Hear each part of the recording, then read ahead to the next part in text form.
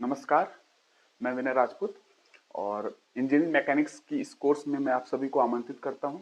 और जैसा कि मैंने पिछले 2 लेक्चर में इंजीनियरिंग मैकेनिक्स में मैं कुछ टाइम इन्वेस्ट किया ताकि आपको एक बेसिक अंडरस्टैंडिंग थोड़ी सी सब्जेक्ट से रिलेटेड आपको हो जाए कि what is all about engineering, engineering क्या है। और उससे रिलेटेड जो कुछ टर्म्स हो सकते थे मैंने उससे बात की। इंजीनियरिंग मैकेनिक्स की कुछ टर्म थी, इंजीनियरिंग एंड मैकेनिक्स, मैंने दोनों टर्म को बताने की कोशिश की। इनफैक्ट मैंने मैकेनिक्स के पोर्शन को भी थोड़ा सा ब्रॉड वे में बताने की कोशिश की कि ये दुनिया कितनी बड़ी है ना। बट मैं किसी भी पोर्शन में ज़्यादा एंट्री नहीं किया। मैंने जो बताया है आपको जस्ट एक अंडरस्टैंडिंग के लिए बताया है कि आप इतना जान लो कि हाँ ये चीज़ें मैकेनिक्स में भी होती हैं, ठीक है। और उसके बाद अगर मैं बात करूं तो आज मैं मैकेनिक्स का मेन जो कोर है वो स्टार्ट करने वाला हूं। बट उससे पहले कि मैं वेक्टर से स्टार्ट करूं उससे पहले कुछ टर्मिनोलॉजी है, कुछ ऐसे टर्म्स हैं मैकेनिक्स में जो आपको समझना बहुत जरूरी है, क्योंकि ये पूरे सब्जेक्ट्स में ये घूमते रहेंगे। ये टर्म्स है ना, क्वेश्चंस लगाओगे वहां पे भी ये टर्म आ जाते हैं। तो पहले हम लोग बेसिक टर्म समझ ले, उसके बाद फिर वेक्टर स्टार्ट करेंगे और फिर फाइनली हम लोग आगे मूव करेंगे। और ये जो इंजीनियरिंग मैकेनिक्स की जो क्लास हो रही है ये गेट के लिए स्पेसिफिक है और हम गेट के क्वेश्चंस भी लगाएंगे। थ्योरी बेसिक क्वेश्चंस, बेसिक जो हमारा थ्योरी पोर्शन है उसको कंप्लीट करने के बाद, कॉन्सेप्ट को समझने के बाद हम लोग क्वेश्चंस गेट के एंड सिविल सर्विसेज के, आईएएस के जो प्री और मेंस में आते हैं और आ चुके हैं वो क्वेश्चंस हम जरूर यहाँ पे करेंगे, ठीक है। तो उसके लिए टेंशन नहीं लेना है, जो भी मैं पढ़ाऊंगा वो सारे सारे क्वेश्चंस हम लोग उस पर अप्लाई करके देखेंगे। जो क्वेश्चंस आए हुए हैं गेट में, मैकेनिकल हो, सिविल हो या सिविल सर्विसेज का जो एग्जाम है उसके अंदर। लेकिन मैं एक चीज और बता दूं कि जो मैं इंजीनियरिंग मैकेनिक्स कवर कर रहा हूं वो mechanical engineering, civil engineering and XE engineering sciences तीनों के लिए होगी। बट कहीं ना कहीं मैकेनिकल का सिलेबस थोड़ा सा ज्यादा है, कुछ पोर्शंस रिसेंटली ऐड किए गए हैं मैकेनिक्स में। तो वो पोर्शन जब मैं पढ़ाऊंगा जो मैकेनिकल के अंदर है और civil engineering and XE engineering sciences में नहीं है, तो मैं उस समय बता दूंगा कि ये पोर्शन जो है लैग्रेंजियन इक्वेशंस वगैरह हैं, तो मैं बता दूंगा कि ये पोर्शन आपके कोर्स में, आपके एग्जाम में नहीं है और ये जो पोर्शन है वो मैकेनिकल में है, ठीक है। तो मैं उस समय आपको बताता जाऊंगा।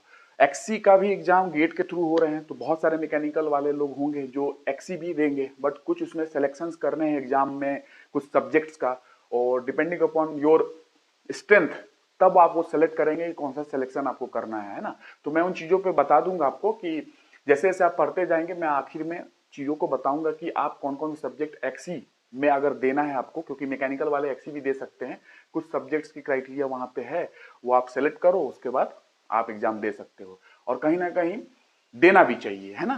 तो सिलेबस क्योंकि मैच कर रही है, तो वो मैं बता दूंगा कि कैसे कैसे आपको कौन सा सब्जेक्ट चूज करेंगे। स्ट्रेंथ ऑफ मटेरियल में मैकेनिक्स, जो स्ट्रेंथ ऑफ मटेरियल है इंजीनियरिंग मैकेनिक्स, और कुछ कुछ सब्जेक्ट हैं फ्लूइड मैकेनिक्स में, उसमें है एक्सी वाले पोर्शन में, तो मैं बता दूंगा कि कौन सा सब्जेक्ट चूज करें आप, ठीक है। ताकि क्योंकि मैकेनिकल से मिलता जुलता है तो आप दे सकते हो एक्सी का भी।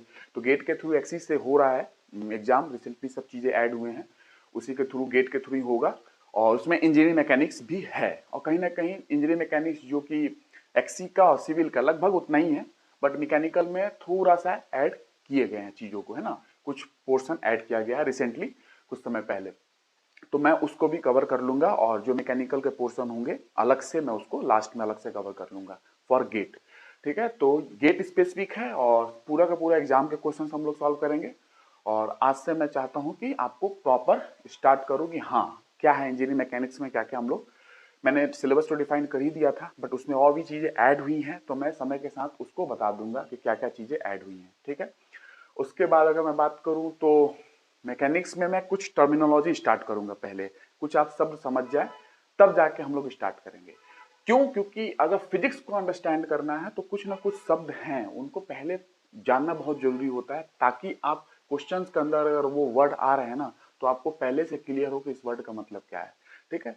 तो नेचर को समझने का सबसे मजेदार तरीका ये है कि आप फिजिकल सिस्टम्स को और जो आपको नेचुरल सिस्टम्स है इसको भी विजुलाइज करें, ऑब्जर्व करें, तब जाके जो थ्योरी में हम लोग पढ़ रहे हैं ना वो आप कनेक्ट कर पाएंगे फिजिकल सिस्टम से जो आपके सराउंडिंग में है। तो nature is beautiful and diverse, ठीक है, and nature has different and diverse nature is governed by different principles. Okay, nature is beautiful and diverse, and nature is governed by different principles. We want to understand those principles. To understand those principles, nature will display different varieties of phenomena and events. Okay, based on that we are going to understand the physics, है ना। तो based on that वो phenomena, वो event, जो घटनाएं हो रही हैं नेचर के अंदर, उसके आधार पे हम उस प्रिंसिपल को अंडरस्टैंड करने की कोशिश करते हैं जो नेचर में हैं।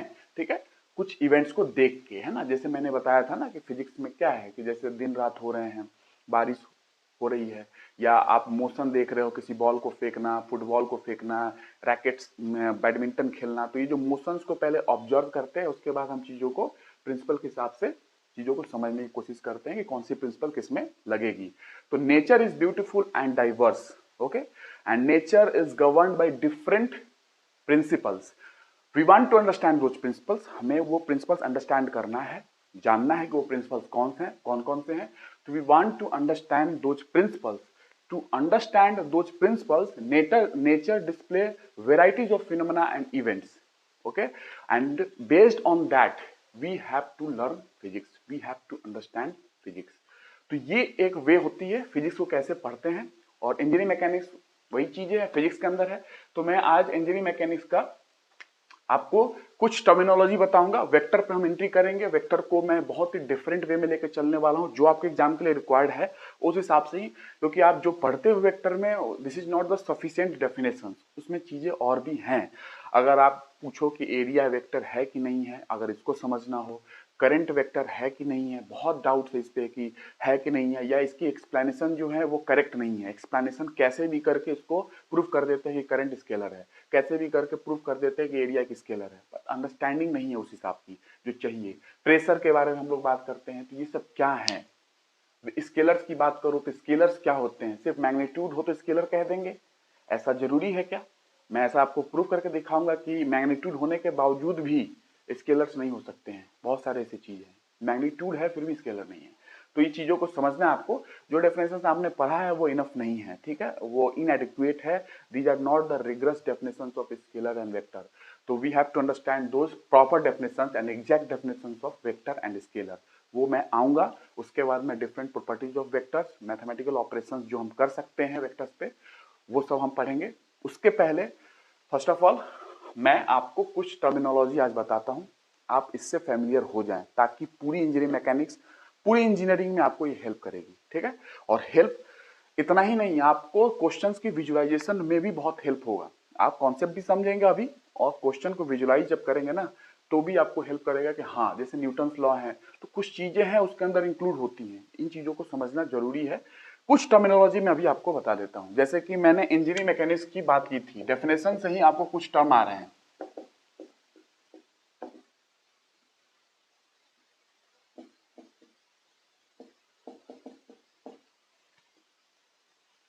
इंजीनियरिंग मैकेनिक्स क्या है? It is the study of motion of rigid bodies under the action of forces. तो it is the study of motion of rigid bodies. इसी में कुछ टर्म है, आप देखें, it is the study of motion of rigid body under the action of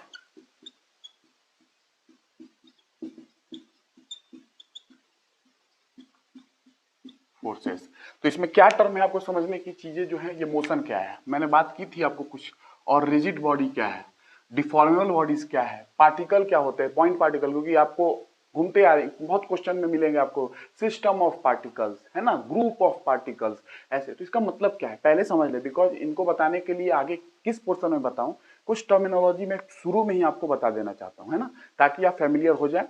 क्योंकि मैं जैसे ही आऊंगा तो वैसे ही स्टैटिक्स और डायनेमिक्स में मोशन बात करने लगूंगा। तो क्या है मोशन? स्टैटिक्स में रेस्ट की बात करूंगा, क्या है रेस्ट, कब हम कहते हैं कोई चीज रेस्ट में है, कब हम कहते हैं कोई चीज मोशन में है, पहले ये जानना जरूरी है।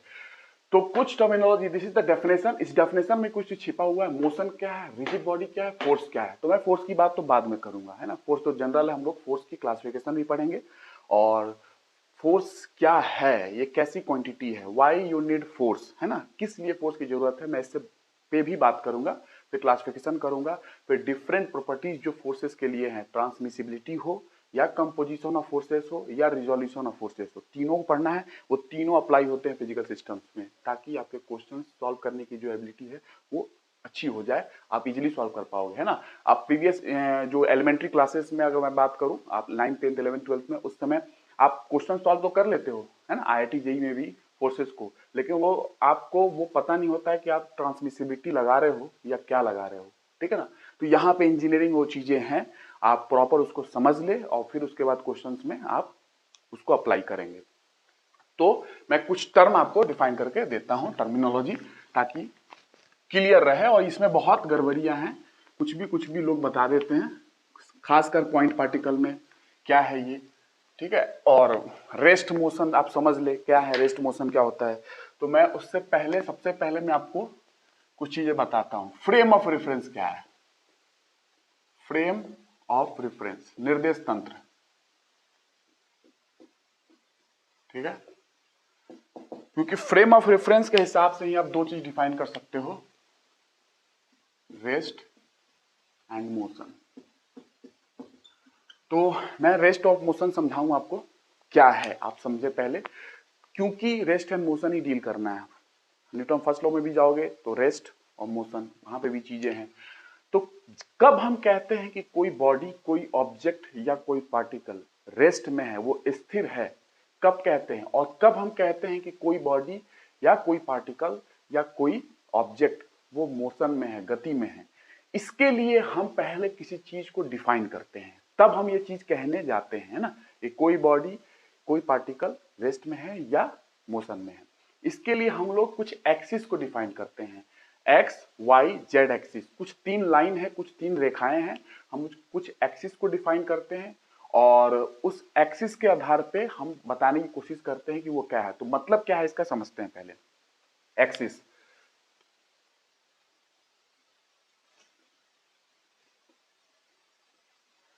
ये एक्स, ये वाई, ये जेड, ठीक है। तो एक्स और वाई एक्सिस ये इसी प्लेन में है, बोर्ड के ही प्लेन में है, और Z axis perpendicular to the board, board से बाहर आ रही है, ठीक है। इसका भी एक तरीका है कि कैसे परपेंडिकुलर, है ना। तो इसका भी एक रूल है, थंब रूल वगैरह है, मैं आपको बता दूंगा, बट अभी इतना के लिए, अभी के लिए इतना ध्यान रखें कि एक्स वाई जो है इसी प्लेन में है, बोर्ड के प्लेन में, है ना, आपके पेपर के प्लेन में जिस कॉपी पे आप पढ़ाई कर रहे हो, और जेड जो है वो बाहर की तरफ है, जेड जो है वो परपेंडिकुलर टू दिस प्लेन। तो ये क्या, क्यों जरूरी है, ये क्यों जरूरी है, ये एक्सिस बनाना क्यों जरूरी है। इसलिए जरूरी है कि आप किसी बॉडी की स्टडी कर रहे हो ना, तो कहां से करना चाहते हो उस बॉडी की स्टडी, उस पार्टिकल की स्टडी, उस कण की स्टडी, कहां से करना चाहते हो। स्टडी तो कहीं से भी कर सकते हो। आपसे कोई बोले कि ये बंदे की मोशन थोड़ा देखो, ये आदमी का मोशन देखो कहां कहां जा रहा है, या ये कौवा है, ये क्रो है, इसकी मोशन देखो कहां कहां जा रहा है ना, किधर किधर जा रहा है। तो कोई पूछेगा कहां से देखो, छत से जाके देखू क्या, ये ट्रेन बगल से जा रही है उसमें बैठ जाऊं क्या, या एरोप्लेन से जाके देखू क्या, कहां से देखूं, या धरती पे जाके देखूं क्या, या जमीन पे जाके बैठ के देखूं क्या, या पेड़ पे चढ़ के देखूं क्या, या टावर पे चढ़ जाऊं क्या, कहीं से तो देखोगे। ये तो क्वेश्चन उठ सकता है ना, कहां से देखूं। आपने बोला कि इसकी मोशन स्टडी करो, तो कोई पूछ सकता है ना कि कहां से करूं, कहां से, एरोप्लेन से जाके करूं, वहां बैठ के, या पेड़ पे बैठ जाऊं, या कहां बैठूं, कहां से करूं। तो वो बताएगा एक काम करो, इस जगह पे बैठो। तो कहीं ना कहीं एक रेफरेंस चाहिए ना आपको कि कहां से आप बैठ के इस मोशन को स्टडी करने वाले हैं। किसी भी पार्टिकल की पोजीशन या उसका लोकेशन क्या है, उसकी स्टडी करनी है, तो आप कहीं तो एक रेफरेंस में रहोगे ना कि कहां से करनी है स्टडी, है ना। तो इसीलिए हम फिजिक्स में एक्स वाई जेड एक्सिस बनाते हैं, और हम इस एक्सिस के हिसाब से हम कभी ओरिजिन पे बैठ जाते हैं या इसके आसपास में कहीं भी बैठ सकते हो, बैठ के हम किसी भी पार्टिकल की स्टडी हम करते हैं, क्योंकि रेफरेंस चाहिए कहां से स्टडी करोगे, है ना। तो स्टडी करने के लिए हम लोग क्या करते हैं, किसी भी पार्टिकल, किसी भी बॉडी की अगर स्टडी करना चाहते हो, लेट अस से ये पार्टिकल है कुछ, ठीक है, और इसकी स्टडी करना है ना, तो फिर कहां से करोगे। तो फिर हम लोग बोलते हैं कि एक फ्रेम ऑफ रेफरेंस बन चुकी है ना, एक्स वाई जेड एक्सिस है, ये एक्सिस सिस्टम बन चुका है। और इस एक्सिस सिस्टम में हम इस ओरिजिन पर अगर बैठ के, यहां बैठ गए और यहां से बैठ के इस पार्टिकल की स्टडी करेंगे, इस बॉडी की, इस ऑब्जेक्ट की स्टडी करेंगे। तो हम लोग पहले बना लिए ना, हाँ यहाँ से बैठ के करें, ये क्लियर हो गया।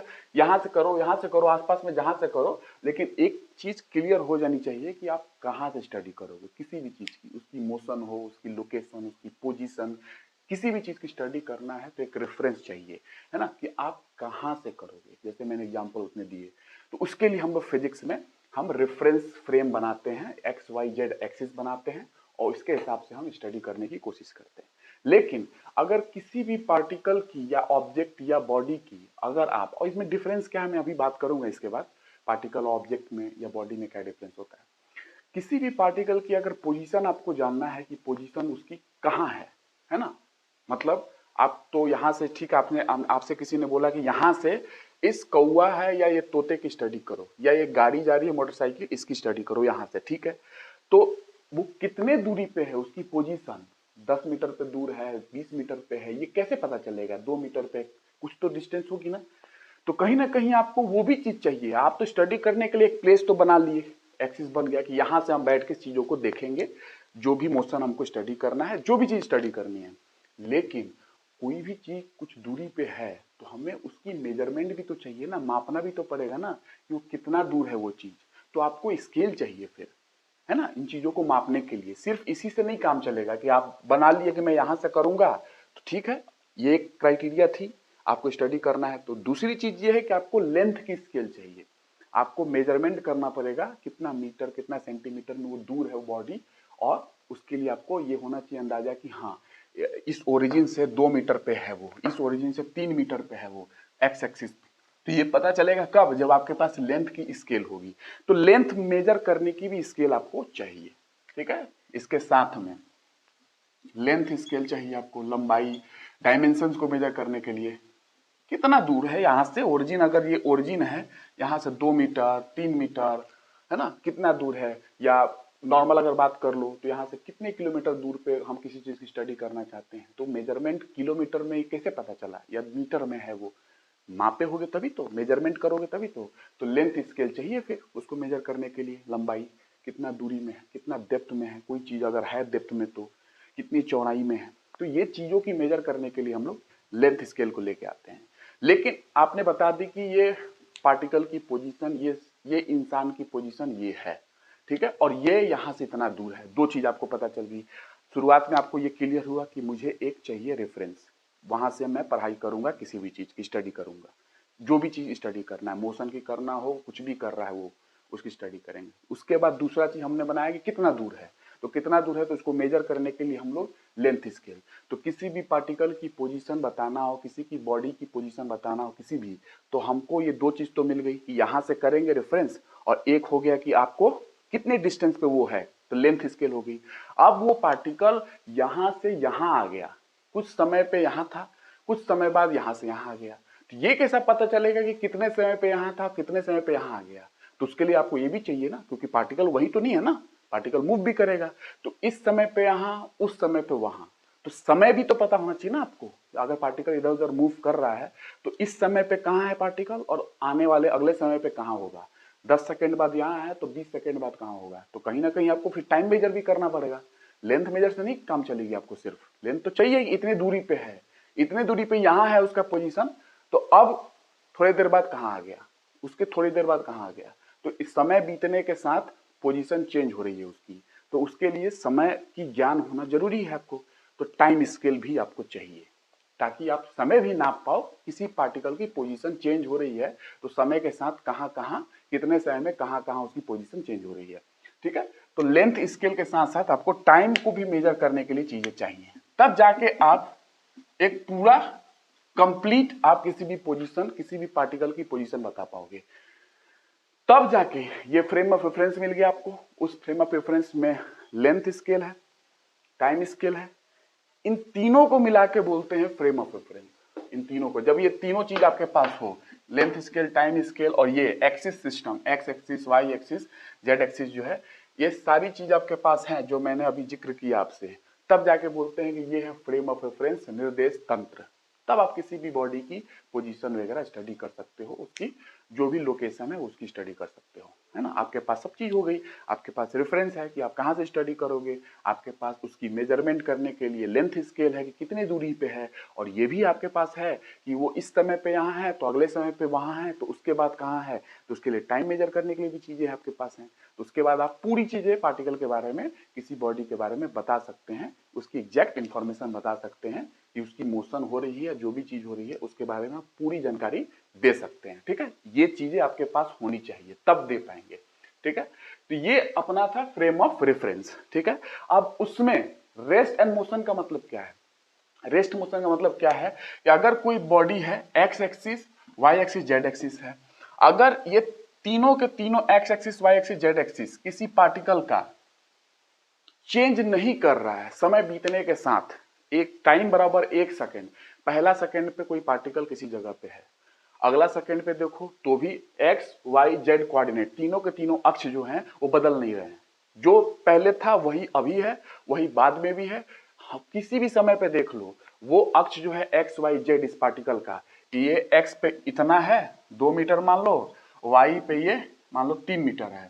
ठीक है, तो एक्स पे 2 मीटर, वाई पे 3 मीटर, और जेड में मान लो कि 1 मीटर है ना, जेड में इधर की ओर, ये हवा में इधर 1 मीटर है। ठीक है, तो ये जो है ये कोऑर्डिनेट समय बीतने के साथ, अभी यहाँ है, समय बीतने के साथ ये कोऑर्डिनेट चेंज ही ना करे, किसी भी समय पे आप देख लो तो ये 2 ही मीटर है, ये 3 ही मीटर है वाई में, और जेड में जितना है 1 मीटर उतना ही है। किसी भी समय पे X Y Z coordinate change नहीं कर रहा है ना, किसी भी समय पे देख लो, तो वो पार्टिकल, वो ऑब्जेक्ट रेस्ट में है, उसकी एक्सिस जो एक्स वाई जेड कोऑर्डिनेट है वो चेंज नहीं करना चाहिए। कितने भी समय बाद देख लो आप, तो वो पार्टिकल रेस्ट में है, वो ऑब्जेक्ट रेस्ट में है। लेकिन अगर वो मोशन में है, इसका मतलब क्या है कि उसका एक्स वाई जेड में से या तो एक्स चेंज कर गया, एक्स चेंज कर गया, वाई जेड चेंज नहीं किया हो, कोई दिक्कत नहीं है, एक भी एक्सिस चेंज कर गई, एक भी कोऑर्डिनेट अगर उसका चेंज कर गया तो वो मोशन में है। या तो एक्स चेंज कर जाए, या फिर वाई चेंज कर जाए, या फिर जेड चेंज कर जाए, कोई भी या तीनों चेंज कर जाए तो भी मोशन में है। तो कोई भी उसका कोऑर्डिनेट, कोई भी उसका जो एक्स है, वाई है, जेड है, एक्सिस है, कोई भी इसमें से एक भी अगर चेंज कर रहा है समय के साथ, समय बीतने के साथ चेंज कर गया तो वो मोशन में है, अगर चेंज नहीं कर रहे हैं तो वो रेस्ट में है। ये है रेस्ट एंड मोशन की definition according to physics. Physics ऐसे बात करती है, जिस फ्रेम ऑफ रेफरेंस में आप हैं उस फ्रेम ऑफ रेफरेंस के हिसाब से अगर कोई बॉडी रेस्ट में है तो उसके तीनों coordinate X Y Z coordinate, तीनों 3D में बात कर रहा हूं, वो चेंज नहीं करने चाहिए समय बीतने के साथ। अगर वो चेंज कर रहे हैं, एक्स कर जाए या फिर वाई कर जाए या फिर जेड कर जाए, कोई भी तीनों में से एक कर जाए या तीनों कर जाए, ठीक है, कोई दिक्कत नहीं है, एक भी कर गया ना चेंज समय बीतने के साथ तो वो मोशन में हो बॉडी। उस पार्टिकल की अगर कोऑर्डिनेट चेंज कर रही है समय बीतने के साथ, उस बॉडी की कोऑर्डिनेट एक्स वाई जेड में से कोई भी एक चेंज कर रहा है समय बीतने के साथ तो वो बॉडी मोशन में है। बस यही है, चेंज नहीं किया रेस्ट, चेंज कर रहा है तो motion. Coordinate X Y Z में से कोई भी एक चेंज कर गया वो मोशन में है, तीनों चेंज कर जाए तो मोशन में, कोई दिक्कत नहीं है, फिर तो मोशन मोशन ही है वो, है ना। तो ये है गति और विराम की कहानी कि इस रेस्ट क्या होता है और मोशन क्या होता है। तो आप ध्यान रखेंगे, मैं लिख दूं या आप समझ भी रहे हो कि रेस्ट का मतलब क्या है कि तीनों कोऑर्डिनेट समय के बीतने के साथ चेंज नहीं कर रहा, एक्स न वाई न जेड कोई चेंज नहीं कर रहा, और मोशन में कोई एक, आप एक्स देख लो वो चेंज कर गया, या फिर वाई देख लो या ये चेंज कर जाए या जेड चेंज कर जाए, कोई एक चेंज कर गया तो भी वो बॉडी मोशन में है समय बीतने के साथ अगर चेंज कर रही है, या एक्स वाई दोनों चेंज कर गए तो भी मोशन में है, तीनों चेंज कर गए एक्स वाई जेड तो भी मोशन में है। ठीक है, तो मतलब कोऑर्डिनेट समय के साथ अगर बदल रही है किसी बॉडी की, किसी ऑब्जेक्ट की, तो वो मोशन में है, नहीं बदल रही है समय बीतने के साथ तो वो मोशन में नहीं है, वो रेस्ट में है, स्थिर है वो। ठीक है, ये ध्यान से आप ध्यान रखेंगे। फ्रेम ऑफ रेफरेंस मैंने पहले जिक्र की, इस फ्रेम ऑफ रेफरेंस में रेस्ट एंड मोशन की मैंने बात कही, क्या है रेस्ट, क्या है मोशन। ये बहुत कंफ्यूजन है चीजों को, ये रेस्ट मोशन आप लोग डील करते रहेंगे, कुछ ये टर्म है मैं इसीलिए पहले आपको बता दिया कि आपको आगे दिक्कत ना हो, क्योंकि क्वेश्चंस मैं लगाने जाऊंगा पहले ही वेक्टर में किसी चीज को इंक्लूड कर लूंगा, वो फोर्स लगा दिया, वो ऑब्जेक्ट पे मोशन में आ गई। अब आपको समझ में तो आना चाहिए ना कि मोशन है तो इसका मतलब क्या है, उसकी कोऑर्डिनेट चेंज कर रही होगी, कोई ना कोई कोऑर्डिनेट उसकी चेंज कर रही होगी तो ये मोशन में है।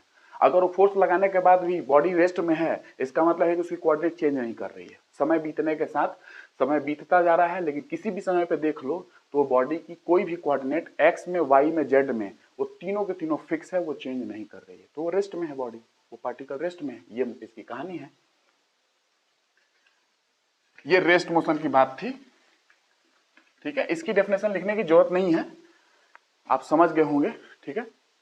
रेस्ट मोशन हो गया। उसके बाद अगर मैं बात करूं तो ये इंजरी मैकेनिक्स की डेफिनेशन में मोशन आया था ना, under the action of forces, study of motion of rigid body, तो मोशन समझ गए और आप रेस्ट समझ गए, फ्रेम ऑफ रेफरेंस समझ गए कि क्यों जरूरी है फ्रेम ऑफ रेफरेंस। किसी पार्टिकल की, किसी बॉडी की अगर स्टडी करना चाहते हो तो आपको फ्रेम ऑफ रेफरेंस तो चाहिए ही चाहिए, ठीक है। और फ्रेम ऑफ रेफरेंस में क्या है, एक्सिस सिस्टम है, एक्स वाई जेड, लेंथ को मेजर करने की स्केल, टाइम को मेजर करने की स्केल, तब जाकर बोलते हैं ये फ्रेम ऑफ रेफरेंस है, निर्देश तंत्र है ना। तो फ्रेम ऑफ रेफरेंस की मैं बात करूं, उसमें मैं थोड़ा सा आपको बता देता हूं, और जब मैं न्यूटन की लॉ जब बात करूंगा ना, तो वहां पे आपको और फ्रेम ऑफ रेफरेंस की बात करूंगा मैं, क्योंकि ये भी जो है टू टाइप्स के होते हैं नॉर्मली, ठीक है। इनर्शियल फ्रेम ऑफ रेफरेंस मैं अभी जिक्र उतना नहीं करूंगा, लेकिन आपको टर्म से अवेयर करा रहा हूं, बिकॉज बिना फ्रेम ऑफ रेफरेंस की इंजीनियरिंग तो हो ही नहीं सकती है। इनफैक्ट आईआईटी के भी बच्चे तैयारी करते हैं ना, उनको भी फ्रेम ऑफ रेफरेंस की जरूरत पड़ती है। फिजिक्स तो इसके बिना हो ही नहीं सकता है। जो मैंने अभी फ्रेम ऑफ रेफरेंस की बात की ना, ये तो फिजिक्स का कोर है, बिना इसके तो कुछ नहीं हो सकता है, कुछ नहीं। इंजीनियरिंग में तो सोच भी मत लेना। फ्रेम ऑफ रेफरेंस जो मैंने समझाया है, ये हर जगह आपको काम आएगा, हर जगह। इसीलिए मैंने, क्योंकि मैं बार बार एक्सिस सिस्टम बनाऊंगा, तो समझ में तो आए कि क्यों एक्सिस सिस्टम बना रहा हूं। एक्सिस सिस्टम क्यों बना रहा हूं मैं, क्योंकि आपको समझ में आ चुका है कि स्टडी करना है तो फिर इसकी जरूरत पड़ेगी, किसी भी चीज की स्टडी करना है, इसीलिए मैंने आपको बता दिया। अदरवाइज मैं पहले ही वेक्टर स्टार्ट करूंगा, पोजीशन वेक्टर दिखाने के लिए एक्स वाई जेड एक्सिस बनाऊंगा, तो पहले मैंने क्लियर कर दिया कि एक्स वाई जेड एक्सिस क्यों बनाऊंगा, तब जाके मैं पोजीशन वेक्टर पे आऊंगा, वेक्टर वगैरह में, तो आपको क्लियर रहेगी पीछे से सारी चीजें। इनर्शियल फ्रेम ऑफ रेफरेंस,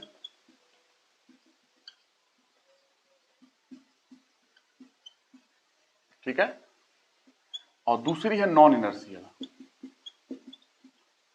मैं इन दोनों का जिक्र खूब करूंगा, बहुत अच्छे तरीके से करूंगा, और अगर पॉसिबल हुआ तो मैं एक्सपेरिमेंट करके भी दिखाऊंगा आपको, ठीक है। अगर पॉसिबल हुआ तो उसकी एक्सपेरिमेंट मैं करके दिखाऊंगा आपको, इनर्शियल फ्रेम क्या होती है, नॉन इनर्शियल क्या होती है, ठीक है। Non inertial frame of reference, ये जो हम लोग फ्रेम ऑफ रेफरेंस पढ़ा ना अभी, उसके भी दो टाइप हैं। इनर्शियल फ्रेम ऑफ रेफरेंस वो फ्रेम ऑफ रेफरेंस होती है जिसमें न्यूटन का पहला गति नियम वैलिड होता है, लागू होता है। यहाँ पे वो ऐसी फ्रेम जिसमें न्यूटन का पहला गति नियम, Newton first law of motion is valid, अगर वहां पे वो वैलिड हो रही है, तो वो frame inertial frame of reference कहलाएगी। ऐसा फ्रेम जिसमें न्यूटन का पहला गति नियम अगर लागू हो रहा है, ये न्यूटन का गति नियम है ना, हर जगह लागू नहीं कर सकते हो कि जहां मन किया F=ma लगा दिए, है ना, ऐसा नहीं है। आप अगर ये चीज कहीं लगा रहे हो ना, और ये लगा पा रहे हो, तो वो फ्रेम ऑफ रेफरेंस जो होगी, जिस फ्रेम ऑफ रेफरेंस में आप लगा पाओगे, क्योंकि आप जान चुके हो कि स्टडी करना है तो फ्रेम ऑफ रेफरेंस तो चाहिए चाहिए, ठीक है। लेकिन उस स्टडी के दौरान आप किसी बॉडी की मोशन स्टडी कर रहे हो या कुछ भी स्टडी कर रहे हो, न्यूटन का नियम अगर लगाना चाहते हो किसी फ्रेम ऑफ रेफरेंस में, तो वो यही फ्रेम ऑफ रेफरेंस है। इसी में न्यूटन का पहला गति नियम वैलिड होती है, इसी में, ठीक है। ये ध्यान रखेंगे, इसी में वैलिड है न्यूटन का फर्स्ट लॉ, इसमें नहीं वैलिड है। न्यूटन का फर्स्ट लॉ जो है, न्यूटन का प्रथम गति नियम, इसमें वैलिड नहीं है। इसमें ही आप लगा सकते हो न्यूटन का पहला गति नियम। ऐसे फ्रेम ऑफ रेफरेंस जिसमें न्यूटन का पहला गति नियम आप लगा पा रहे हैं उसमें, तो वो frame of reference inertial frame of reference कहलाती है। मैं लिख देता हूं आपको, सिंपल सा, और मैं इसकी जिक्र मैं करूंगा अच्छे तरीके से। अभी तो मैंने फ्रेम ऑफ रेफरेंस आया तो थोड़ा सा आपको जानकारी दे दिया, ताकि पहले से ही थोड़ा टर्म से अवेयर हो जाए, ठीक है।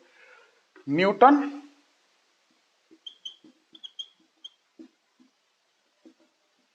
First law of motion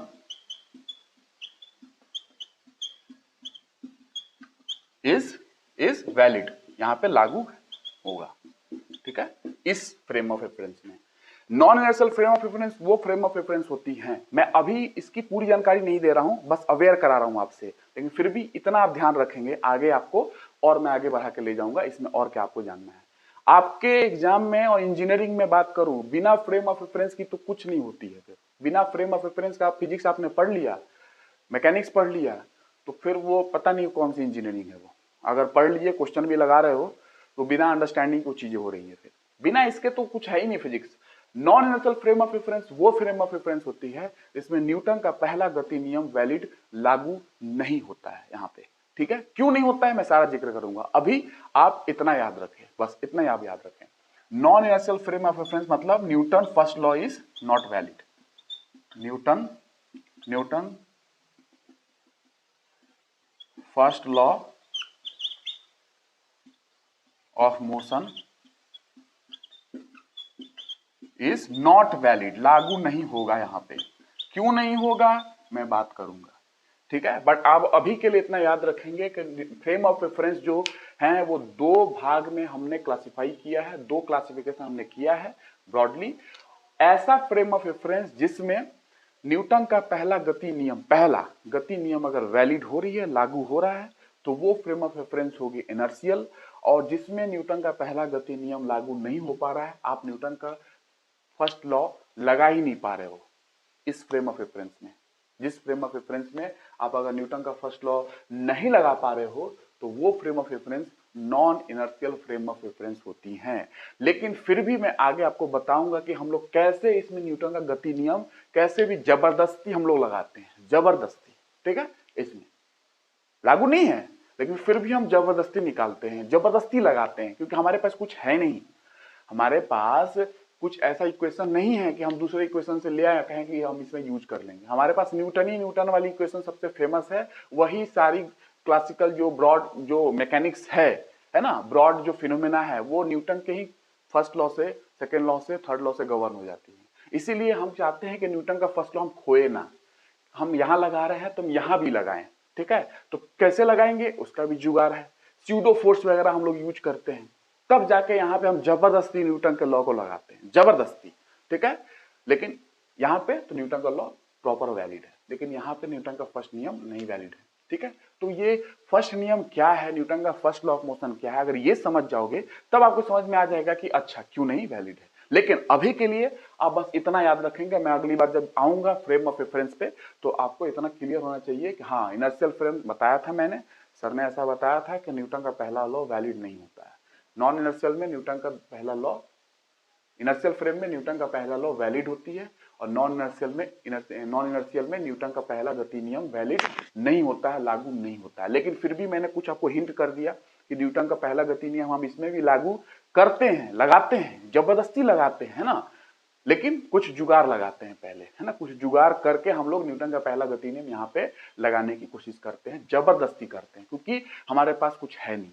Newton का गति नियम ही हमारे पास सबसे बेस्ट पॉसिबल पता है हमारे पास, तो हम लोग उसका यूज करना चाहते हैं, इसीलिए हम लोग जबरदस्ती इसमें जुगाड़ लगा के हम इसमें नॉन इनर्शियल फ्रेम में न्यूटन का पहला गति नियम लगाते हैं, ठीक है। लेकिन जबरदस्ती काम है, लेकिन अगर नॉर्मली बात करोगे तो नॉन इनर्शियल फ्रेम में न्यूटन का पहला गति नियम लागू नहीं होता है।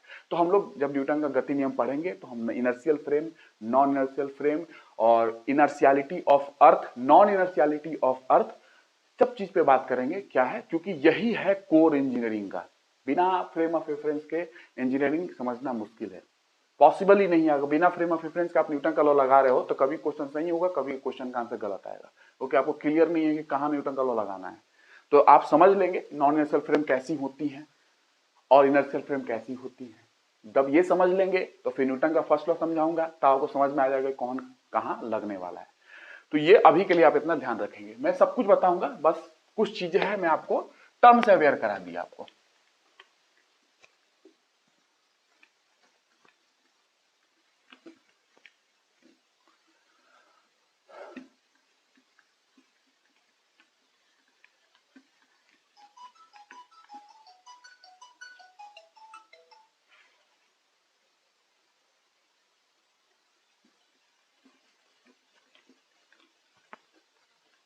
ठीक है, तो हम लोगों ने क्या समझा, फ्रेम ऑफ रेफरेंस को समझ लिया, ठीक है, रेस्ट मोशन को समझ लिया, कुछ मैंने फ्रेम ऑफ रेफरेंस की क्लासिफिकेशन है मैं उसके बारे में थोड़ा सा आपको अवेयर कर दिया हूं कि आपको क्लियर रहे, ऐसी चीजें होती हैं, आगे हम डिस्कस करेंगे। अब मैं इंजीनियरिंग मैकेनिक्स का फिर एक टर्म है, it is the study of motion. Motion मैंने बात कर ली, और मैंने ये भी बताया था कि दुनिया का कोई भी मोशन मोशन नहीं होता है, हर मोशन रिलेटिव मोशन होता है।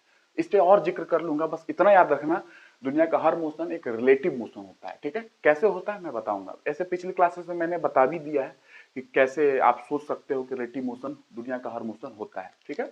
लेकिन फिर भी मैंने मोशन की बात कर ली, अब मैं रिजिड बॉडी की बात कर रहा हूँ। इंजीनियरिंग मैकेनिक्स में it is a study of motion of rigid body. तो रिजिड बॉडी क्या है ये आप समझ लो, क्योंकि बार बार रिजिड बॉडी आएगा, सिस्टम ऑफ पार्टिकल आएगा, तो आप रिजिड बॉडी समझ ले, डिफॉर्मेबल बॉडी समझ ले और पार्टिकल समझ ले, क्योंकि पार्टिकल तो हमेशा आएगी आपको आगे। आगे न्यूटन का पहला लॉ लगाओगे, कहोगे for a system of particle, for a particle, ऐसा ऐसा बात आएगा। तो वहां पे बताने से पहले है कि मैं यहाँ पे आपको पहले ही से क्लियर कर दूं कि आपको पार्टिकल वगैरह क्लियर रहे, रिजिड बॉडी क्लियर रहे, ठीक है। तो रिजिड बॉडी क्या होती है, फिर हम लोग वेक्टर स्टार्ट करेंगे। मैंने पहले ही बता दिया है, रिजिड बॉडी वेक्टर स्टार्ट करेंगे और वैसा वेक्टर होगा, डिफरेंट होगा, पूरा ही डिफरेंट होगा। आप तो झूम उठोगे जिस दिन मैं वेक्टर स्टार्ट करूंगा अगली क्लास में, तो फिर आपको कितना मजा आएगा वेक्टर पढ़ने में, आप देखना किस तरीके से मैं वेक्टर बता रहा हूँ आपको। मैंने पहले ही बता दिया है, जो आपने पढ़ा है मैग्नीट्यूड डायरेक्शन होती है वेक्टर की, और ट्रायंगल वगैरह बोल देते हो ना, ये this is not the adequate definition, this is not the enough definition of vector, ध्यान रखेंगे। और स्केलर के लिए मैं बोल रहा हूँ कि मैग्नीट्यूड जो सिर्फ होती है ऐसा बोलते हो ना, तो मैं ऐसे कितने चीज दिखा सकता हूँ कि उसके पास मैग्नीट्यूड है लेकिन वो स्केलर नहीं है। मैं ऐसे बहुत सारी चीज दिखा सकता हूँ, मैं प्रूव करूंगा, और जितनी जरूरत है आपको उतना बता दूंगा ताकि आपकी अंडरस्टैंडिंग प्रॉपर हो जाए। क्योंकि आईआईटी में अगर लोग पढ़ रहे होते तो शायद मैं वहां पे चीजों को नहीं बताता वहां पे,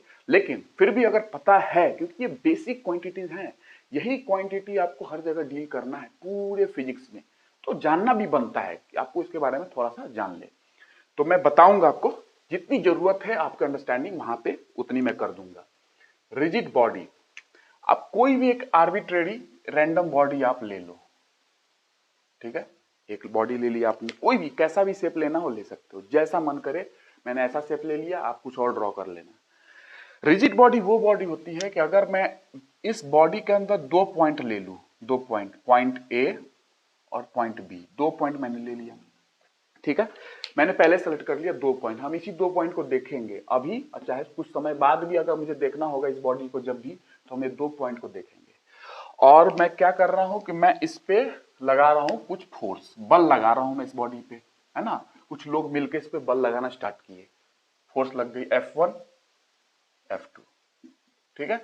और कुछ ने इसको घुमाने की कोशिश की, है ना, इस बॉडी को, तो मोमेंट भी लगा दिए, लो सब कुछ हो गया, मोमेंट भी लग गई और फोर्स भी लग गई। कुछ लोग मिलकर इसको फोर्स लगाने की कोशिश कर रहे हैं और कुछ लोग इसको घुमाने की कोशिश कर रहे हैं, है ना, इस बॉडी को। अभी ये बॉडी कौन सी है अभी मैं बताऊंगा, बट ये नॉर्मल बॉडी है, मान लो इस पे फोर्स लग रही है, इस पे मोमेंट लग रहा है, और ये दो पार्टिकल को मुझे देखना है, बस ये दो बिंदु को देखना है इस बॉडी के अंदर, इसका क्या हो रहा है इस फोर्स लगने के बाद, ये मोमेंट लगने के बाद।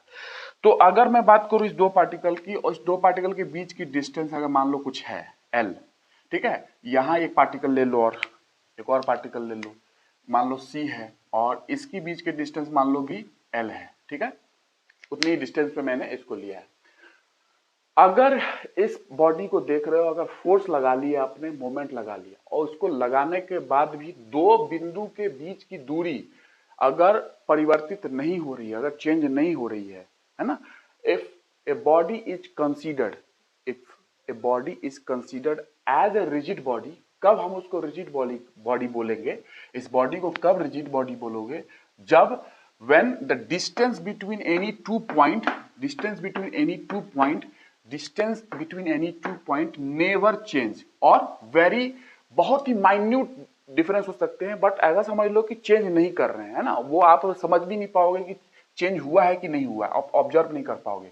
तो डिस्टेंस चेंज नहीं कर रही है, किसी भी दो बिंदु के बीच की दूरी चेंज नहीं कर रही है फोर्स वगैरह मोमेंट वगैरह लगाने के बाद, ऐसी बॉडी जिसमें फोर्स मोमेंट लगाने के बावजूद भी आपकी दो बिंदु, दो पॉइंट के बीच की डिस्टेंस चेंज नहीं कर रही है, ऐसी बॉडी रिजिड बॉडी होती है। लेकिन ऐसा क्या संभव है कि आप किसी बॉडी पे फोर्स लगाओ और उसके बीच की किसी भी पॉइंट ले लो, उसके बीच की दूरी फोर्स लगाने के बाद भी चेंज ना करे? चेंज करेगी, बॉडी तो डिफॉर्म होती है ना, बॉडी तो डिफॉर्म, ये तो बोलेगी शेप ही चेंज नहीं करेगा ये बॉडी, फोर्स वगैरह लगा लो बस शेप इज फिक्स्ड, वही शेप रहेगी। लेकिन एक्चुअली नॉर्मल बॉडी आप देखोगे तो डिफॉर्म होती है ना, उसमें चेंजेस आते हैं, इनके बीच की दूरी बदलेगी अगर फोर्स वगैरह लगाओगे। तो रिजिड बॉडी हम लोग आइडियलाइज करके रखे हुए हैं to make our life simple, है ना, हम लोग चीजों को सिंपल लेके चलना चाहते हैं, इसलिए इंजीनियरिंग मैकेनिक्स में हम लोग रिजिड बॉडी को पढ़ते हैं। तो rigid body, a body is considered as a rigid body when the distance between any 2 points is remains unchanged under the application of external load like force and moment. Under the application of external load, distance between any 2 points remains unchanged, change नहीं कर रही है, ये body rigid body कहलाएगी अगर ऐसा है। ठीक है, तो ये बॉडी रिजिड बॉडी कहलाएगी। ठीक है, ये रिजिड बॉडी है। ठीक है, मतलब इसके बीच की दूरी चेंज ही नहीं करेगी, कुछ भी लगा लो, कुछ भी, हम ऐसा मान के बैठे हैं, चेंज करे चाहे ना करे मुझे मतलब नहीं है, मैं तो रिजिड बॉडी ऐसी बॉडी मान लिया हो, रिजिड है वो।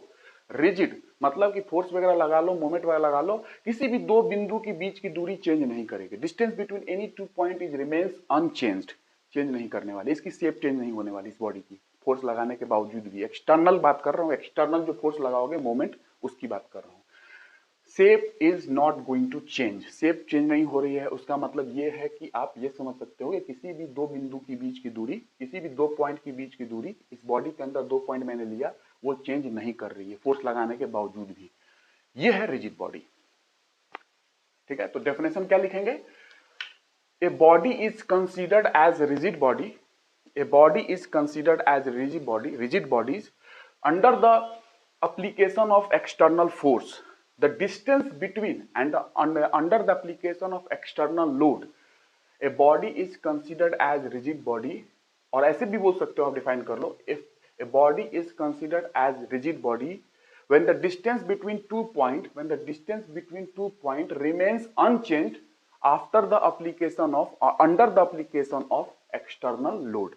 A rigid body, a body is considered as a rigid body, ठीक है, if the distance between 2 point remains unchanged under the application of external load like force and moment, नहीं change कर रही है, ऐसी बॉडी को क्या बोलोगे? रिजिड बॉडी बोलोगे। ठीक है, ये हो गई रिजिड बॉडी, जो कि इंजीनियरिंग मैकेनिक्स का कोर डेफिनेशन में ही आती है बॉडी। इसी बॉडी को आप पूरी इंजीनियरिंग मैकेनिक्स में पढ़ोगे, तो इसको बाद में क्यों बताऊं, पहले ही समझो, क्योंकि ये बॉडी तो हमेशा घूमेगी आपके इंजीनियरिंग मैकेनिक्स का हर क्वेश्चन में। तो ये समझ लीजिए इंजीनियरिंग मैकेनिक्स के लिए आपको जरूरत ही है। डिफॉर्मेबल बॉडी, रिजिड बॉडी तो दुनिया में एक्चुअली होती नहीं है, हम लोग तो आइडियलाइज करके रखे हुए चीजों को आसान करने के लिए हम रिजिड मान लो, बट एक्चुअल बॉडी डिफॉर्म करती है। आप फोर्स लगाओ, कहो कि बॉडी की शेप ही चेंज ना हो, ऐसा पॉसिबल है? नहीं हो, मतलब थोड़ा से थोड़ा तो होगा ही होगा। आपने मतलब लार्ज एक्सटेंट पे देखा जाए तो ठीक है, शेप चेंज नहीं दिख रही है, लेकिन अगर आप माइक्रोस्कोपिकली देखोगे तो कुछ तो बदलाव आए होंगे ना, तो वो डिफॉर्मेबल बॉडी होती है लार्ज एक्सटेंट पे या सम एक्सटेंट पे, थोड़ा हो या कम हो, ज्यादा हो या कम हो, लेकिन डिफॉर्म करती है बॉडी फोर्स लगाने के बाद, मोमेंट लगाने के बाद। लेकिन रिजिड बॉडी में हम लोग कहते हैं कुछ नहीं, कुछ डिफॉर्मेशन नहीं, कुछ बॉडी में कुछ बदलाव नहीं आ रही है, शेप फिक्स है, ये है रिजिड बॉडी, हम उसकी स्टडी इंजीनियरिंग मैकेनिक्स में करते हैं। बट एक्चुअल जो बॉडी होती है डिफॉर्मेबल बॉडी होती है, डिफॉर्म करती है बॉडी फोर्स वगैरह लगाने के बाद। एक्चुअली तो यही है, रियल लाइफ में यही बॉडी होती है। तो क्या है डिफॉर्मेबल बॉडी? डिफॉर्मेबल बॉडी जो होती है, अगर आपने एक बार ले लिया, एक रेक्टेंगुलर स्लैब ले लिया, और इस स्लैब पे आपने फोर्स लगाया, कॉम्प्रेसिव फोर्स, कॉम्प्रेशन फोर्स लगाया आपने, ठीक है, और ये 2 पॉइंट आपने फिर से लिया इसमें, जैसे उसमें लिया था आपने, और इस 2 पॉइंट के बीच की दूरी L है मान लो, ठीक है। तो फोर्स लगाने के बाद क्या होगा? अगर रियल की कोई बॉडी है, रियल बॉडी अगर कोई है आपकी एटमॉस्फेयर में, आपके नेचर में, तो जाहिर सी बात है फोर्स लगी है तो ये श्रिंक होगी, इसकी दूरी जो है बीच की ये कम होने वाली है, ठीक है। तो ये ऐसा हो जाएगा, है ना, ये ऐसा हो गया, और क्या होगी फिर?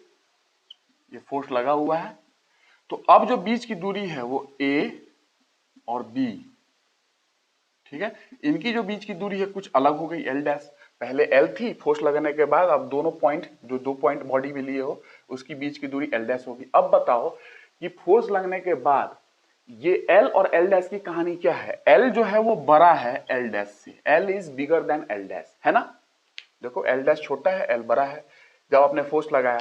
तो ऐसी body, a body is considered as deformable body, deformable body when, कब?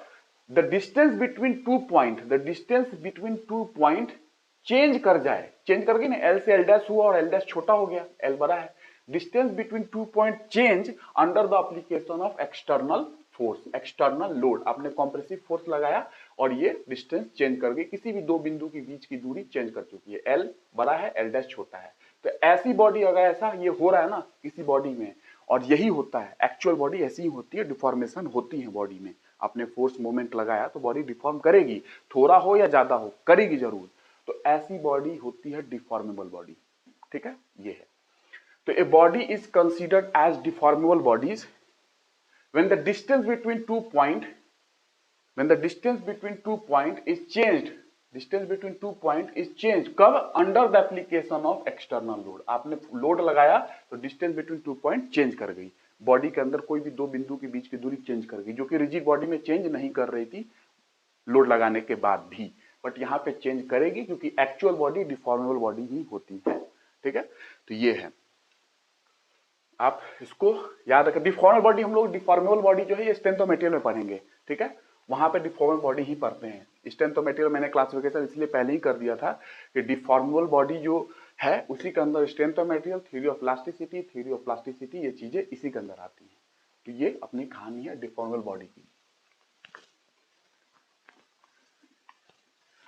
अब एक पॉइंट और है उसको बता दूं, वो तो और कंफ्यूजन का स्कोप है, ये तो चलो आपको पता चल गया, बहुत लोगों को पता भी होगा, अच्छी बात है, बट मेरा फर्ज है ताकि मैं आपको एग्जाम स्टार्ट कर रहा हूं तो अच्छे से ही बताऊं।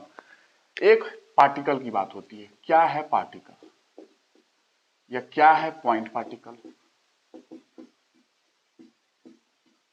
कभी कभी ऐसा क्वेश्चन में लिखा मिलेगा क्या है पॉइंट लाइक पार्टिकल, ये भी लिखा मिलेगा आपको पॉइंट लाइक पार्टिकल, या क्या है पॉइंट चार्ज, ऐसे बहुत सारे टर्म आपको मिलेंगे, या क्या है पॉइंट मास, ऐसा आपको टर्म क्वेश्चंस में आपको मिलते रहेंगे, क्वेश्चंस लगाओगे ना ऐसे ऐसे टर्म आपको कहीं ना कहीं लिखा, पॉइंट पार्टिकल क्या है, उसके बाद आपको पॉइंट मास क्या है, पॉइंट चार्ज क्या है, ऐसे आपको मिलते रहेंगे, टर्मिनोलॉजी क्वेश्चंस में आते रहते हैं। तो इसका मतलब क्या ये समझ लें, एक्चुअली अगर मैं बात करूं there is nothing like point particle या particle, there is nothing like, ऐसा कुछ भी होता नहीं एक्चुअली, बट इन टर्मिनोलॉजीज का यूज हम तब करते हैं किसी कॉन्टेक्स्ट में करते हैं, किसी न किसी सिचुएशन में करते हैं, और वो सिचुएशंस जो होती हैं वो कहीं ना कहीं डिस्टेंसेस इन्वॉल्व करती हैं। कुछ डिस्टेंस की जब बात होगी ना, कुछ डिस्टेंसेस इन्वॉल्व है आपकी सिचुएशन में, अगर कोई ऐसी परिस्थिति है जिसमें डिस्टेंसेस इन्वॉल्व हैं तो वैसी परिस्थिति में हम लोग पार्टिकल की बात करते हैं। तो कैसे डिस्टेंसेस इन्वॉल्व हैं, तो let us talk about some concept, कुछ कॉन्सेप्ट पे मैं बताता हूं जहां पे आपको ये चीजें टर्म यूज की जाती हैं।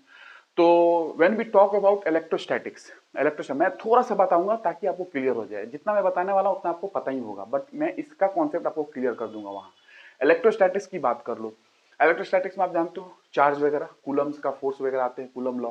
तो अगर किसी एक चार्ज को आपने पकड़ा तो आप इलेक्ट्रोस्टैटिक्स में क्या निकालोगे, इलेक्ट्रोस्टैटिक्स में अगर आपसे कोई कहे तो बेसिक जो बात होती है, अगर कोई चार्ज Q1 है, कोई चार्ज Q2 है, ठीक है, और ये कुछ सेपरेशन इसके अंदर है R, कुछ डिस्टेंस पे ये है, और मैंने पहले ही बताया ये जो टर्मिनोलॉजी होती है कहीं ना कहीं डिस्टेंसेस इन्वॉल्व होती है जिस सिचुएशन में, जैसी ऐसी परिस्थिति है जहां पे डिस्टेंसेस वगैरह इन्वॉल्व हैं, वहां पे इन चीजों का हम लोग यूज करते हैं, क्वेश्चन हो चाहे कहीं पे, बट ऐसा कुछ होता नहीं एक्चुअली, बट कुछ कंटेक्स्ट में, कुछ सिचुएशन में हम इन चीजों का यूज, इन वर्ड का यूज करते हैं।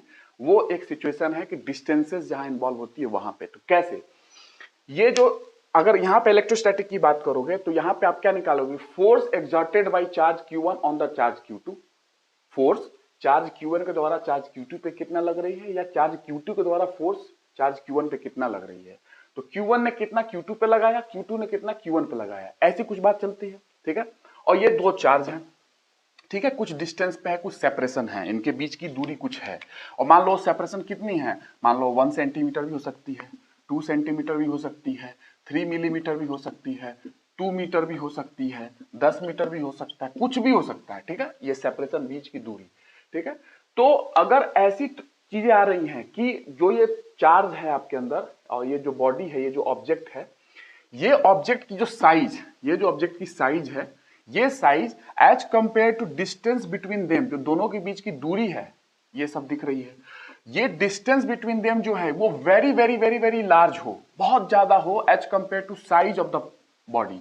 साइज, जो इसकी साइज है ना, जिस बॉडी की आप बात कर रहे हो, चार्ज कहीं ना कहीं किसी बॉडी पे होगी, किसी न किसी ऑब्जेक्ट पे होगी ना, तो उस ऑब्जेक्ट की जो साइज है ना, वो साइज एज कंपेयर टू ये डायमेंशन जो है, ये जो डिस्टेंस है ना, इन दोनों के बीच की दूरी, उसके कंपेरिजन में जो साइज है ऑब्जेक्ट की वो बहुत छोटी है, very very very very less.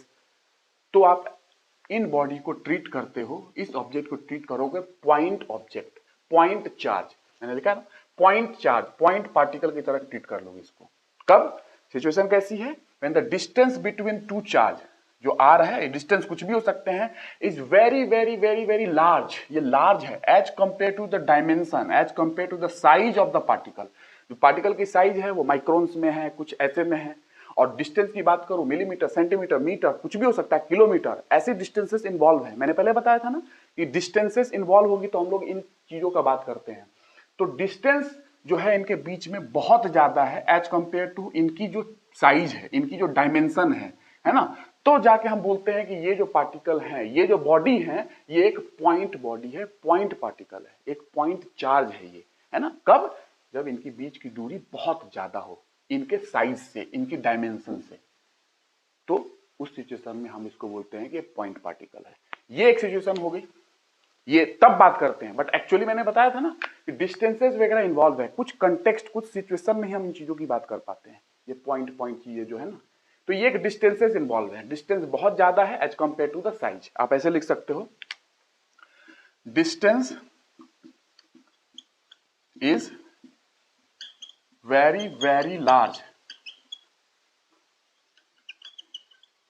As compare to, किसके कंपेरिजन में? इनकी जो साइज है उसके कंपेरिजन में। इसकी भी तो डायमेंशन होगी ना, कुछ कुछ तो साइज होगा ना, माइक्रोमीटर में हो, नैनोमीटर में हो, कुछ तो होगा साइज, उसके कंपेरिजन में ये डिस्टेंस की बात चल रही है, इनके बीच की दूरी। तो इनकी बीच की दूरी बहुत लार्ज है, distance is very very large as compare to the size of the object, object body. तो हम जाके देन the body is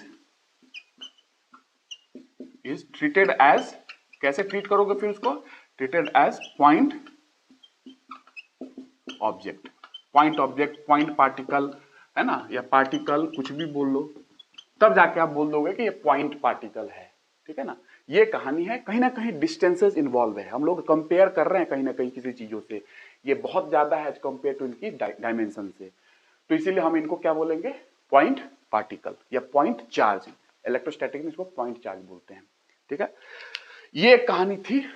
उसके बाद अगर मैं बात करूं दूसरी, आप लिख लेना इसको, when the distance is very very large, when the distance between them, when the separation is very very large, किसके बीच का सेपरेशन? Q1 Q2 के बीच की सेपरेशन, डिस्टेंस, दूरी very very large as compared to the size of the object, जो size है इन दोनों का, तो हम उस ऑब्जेक्ट, उस बॉडी को, इस ऑब्जेक्ट या बॉडी को पॉइंट पार्टिकल, पॉइंट चार्ज की तरह ट्रीट कर लेंगे। यहाँ पे चार्ज है तो पॉइंट चार्ज बोल देंगे।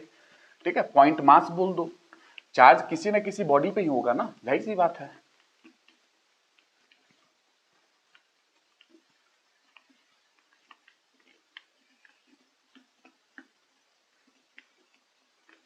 ठीक है, अगर सेकेंड सिचुएशन की बात करूं, तो अगर आप बात कर रहे हो अर्थ सन सिस्टम, ये दो सिस्टम की बात कर रहे हो, अर्थ सन सिस्टम, आप बताओ अर्थ से सन की दूरी, मीन डिस्टेंस कितनी है? Mean distance between earth and sun, mean distance, फिर डिस्टेंस आ गई ना, मैंने बताया था ना।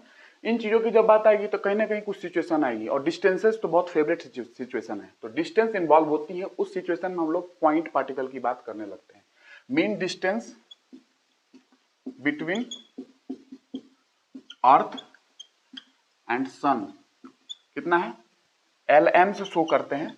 अगर रफ बात करूं, एग्जैक्ट आपको जानने की जरूरत नहीं है, 1 पॉइंट, जब मैं ज्योग्राफी पढ़ाऊंगा वहां पे एग्जैक्ट बात करूंगा, मीन डिस्टेंस क्या है और पेरीहिलियन क्या होती है, एपीहिलियन क्या होती है, बट आपको तो एक रफ आपको आइडिया होना चाहिए। 1.5 × 10⁸ किलोमीटर। 1.5 इंटू 10⁸ किलोमीटर, ये एक मीन डिस्टेंस है अर्थ एंड सन के बीच में। लेकिन अब मैं बात करूं, जैसे कि अर्थ को ले लो, तो अर्थ की रेडियस कितनी है? रेडियस ऑफ अर्थ, त्रिज्या कितनी है? लगभग 6400 किलोमीटर। आपको पता है फिजिक्स में हम लोग 6400 किलोमीटर लेके सॉल्व करते हैं। एग्जैक्ट चीजें फिर हम बात करेंगे, ज्योग्राफी वगैरह में आपको रिक्वायरमेंट नहीं है।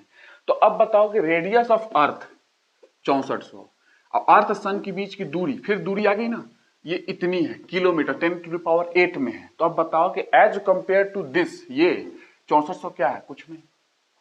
जो अर्थ की रेडियस है 6400, कुछ नहीं है। तो फिर आप क्या बोलोगे कि as compare to the radius, as compare to radius of earth, the distance between earth and sun, earth और सन के बीच की जो दूरी है वो बहुत ज्यादा है as compare to radius of earth. Earth की रेडियस 6400 है, उसके कंपेयर में तो ये क्या है?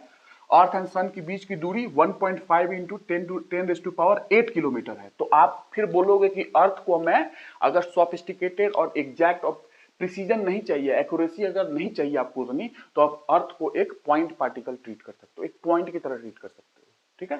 क्योंकि डिस्टेंसेस की आप बात देख रहे हो, डिस्टेंस देखोगे अर्थ एंड सन के बीच की दूरी तो वो इतनी है, और अर्थ की अगर त्रिज्या देखोगे रेडियस तो 6400 किलोमीटर है। तो एज कंपेयर टू 6400 किलोमीटर ये तो बहुत ज्यादा है। दूरी की बात करूं तो फिर डिस्टेंस के कॉन्टेक्स्ट में अगर बात करोगे तो अर्थ जो है वो पॉइंट पार्टिकल की तरह ट्रीट हो जाएगा, क्योंकि इसकी त्रिज्या एज कंपेयर टू 1.5 इंटू 10⁸, जो कि मीन डिस्टेंस है अर्थ एंड सन की, वो बहुत कम है।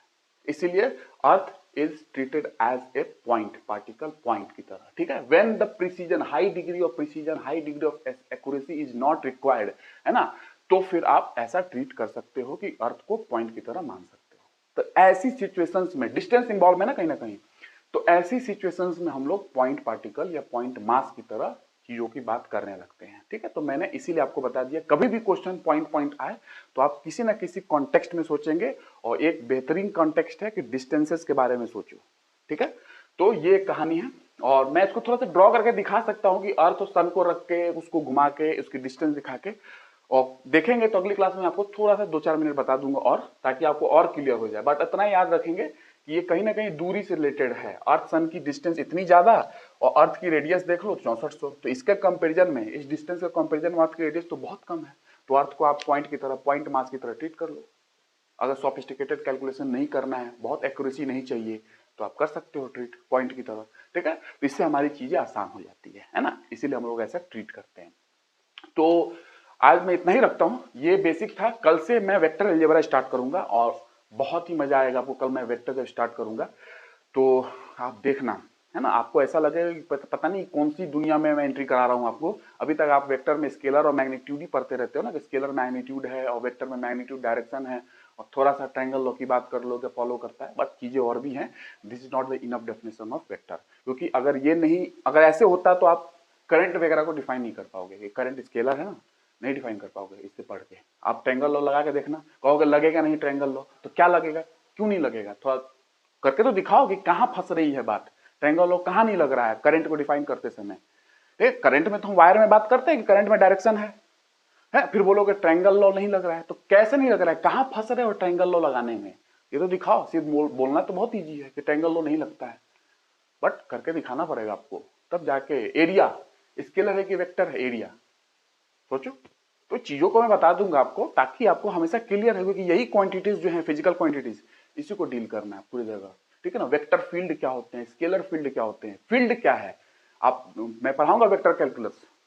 when you deal with the vector quantity and this vector quantity is applied with differential equation, अगर आप डिफरेंशियल इक्वेशन के साथ इसको अप्लाई कर रहे हो तो वेक्टर कैलकुलस बनता है, ठीक है? और वेक्टर कैलकुलस में बताऊंगा Stokes theorem, Gauss divergence theorem, सारी थ्योरम के बारे में बात करूंगा वहां पे।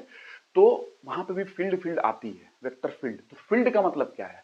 फिजिक्स में बहुत लोग बात करेंगे कि फोर्स फील्ड, वेक्टर फील्ड, ये फील्ड, वो फील्ड, स्केलर फील्ड भी होते हैं।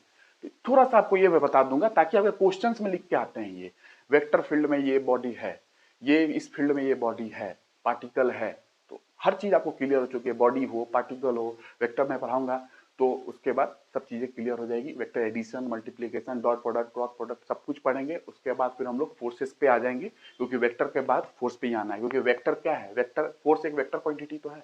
तो पहले वेक्टर समझ लो, उसी का एग्जाम्पल है फोर्स।